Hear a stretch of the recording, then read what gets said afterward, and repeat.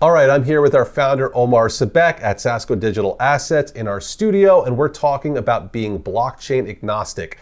This is something we talk about a lot with our clients. We are not tied or invested in any way in one specific blockchain, and we kind of wanted to talk about why that is. And I guess my first question, Omar, is what is being blockchain agnostic? Why does that matter?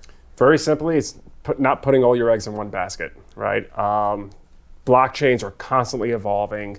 They're decentralized in nature, so they don't have real centralized decision makers. They're kind of nebulous.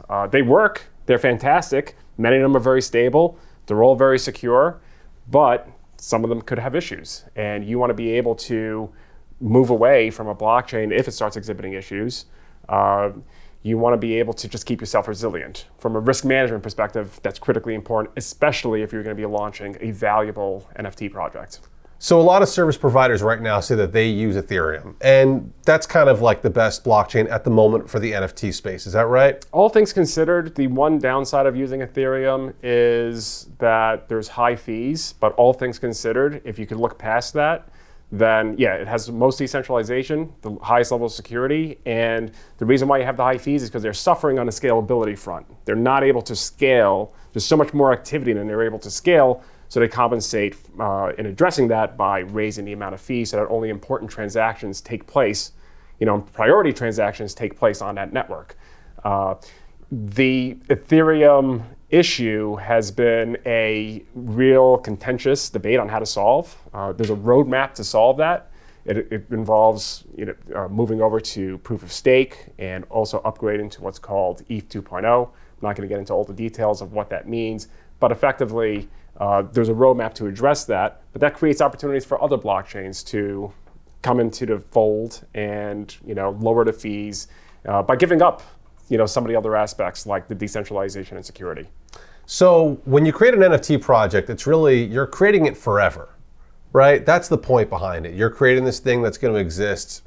They're supposed to be timeless and eternal. Exactly. So does that part of the thinking process, is that part of why it's so important to be blockchain agnostic as well? 100%, because we can take a state of what the blockchains are today, but that could change 2 years, 3 years, 5 years from now.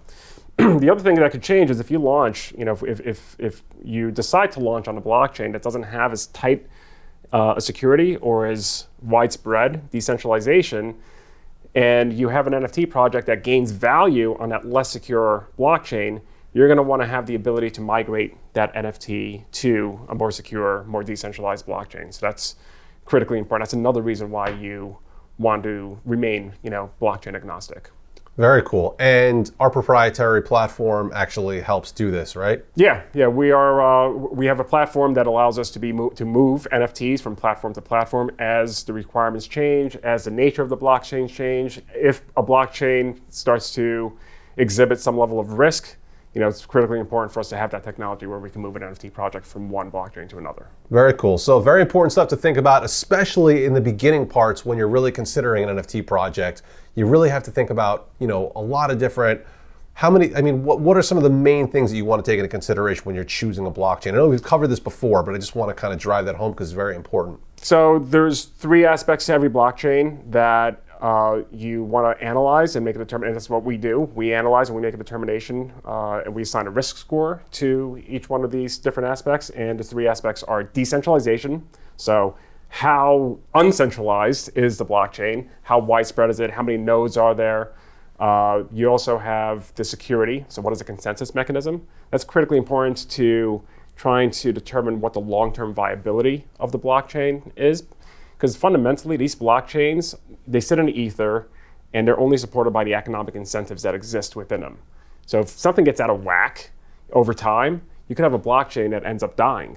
And nobody really talks about it, but if there's thousands and thousands of blockchains, but a lot of those blockchains, the blockchain space is littered with dead projects because people have moved on, people lost kind of faith in a project, and so the project becomes defunct. But interestingly enough, the blockchain still, as long as 1 or 2 people are still running the blockchain, it can still exist. So even though it's there, doesn't necessarily mean that it's viable.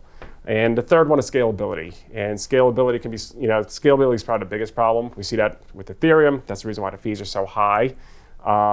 You have other blockchains that are more scalable, but you have to trade off security and decentralization to get that scalability. So that's where that risk score comes in. There's also blockchains that are being created every day, newer, better, faster, stronger. So keeping an eye on the space and seeing how that develops is also something that's important to identify blockchains that might do a better job than other blockchains. And that's the other very important thing, and I talked about a little bit, is the community behind a blockchain, the ecosystem. How many wallets does a blockchain establish a level of compatibility with? What is that? Is it type compatibility? What is the native aspects of the protocol? So there's so many different ways, objective ways to analyze the blockchain when we talk about security, scalability, and decentralization, but also subjective ways, and that's by looking at the amount of growth, looking at the amount of volume that's transacted on a network. Metcalfe's law is the number of participants on a network and the amount of activity on that network. So all of these play a role in not only determining what blockchain to launch on, but also what blockchain that you want to use long term to maintain these valuable NFT projects. So many things to think about. And I know that if you're a brand, the popular place to be is a really important thing to consider. So we know Ethereum is that place at the moment, but things change. Places, popular places always change over time. So we'll see what happens.